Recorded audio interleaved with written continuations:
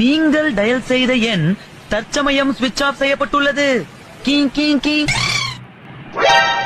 இதெல்லாம் இருக்கட்டும், இவ்வளோ ப்ரெஷரையும் தாண்டி ஒரு பெரிய பூகம்பத்தை வந்து நம்ம வந்து பார்க்கணுன்னா அது நம்ம சொந்தக்காரங்களாக தான் இருப்பாங்க. வேற ஒன்றும் இல்லை, எக்ஸாம்லாம் எப்படியா இருந்தாலும் கஷ்டப்பட்டு அடித்து பிடிச்சி நம்ம எழுதிடுவோம்.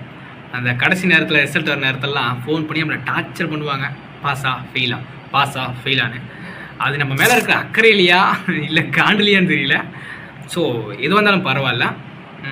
என்னோட சொந்தங்களுக்கு நான் சொல்ல வேண்டிய ஒரு விஷயம் என்னென்னா, வெற்றியோ தோல்வியோ ஜெயிக்கும் போது கொண்டாடணும், தோக்கும் போது அதை விட பெருசாகவே கொண்டாடணும். ஏன்னா அடுத்த வெற்றிக்கான பெரிய ஒரு படியாக இருக்கும்.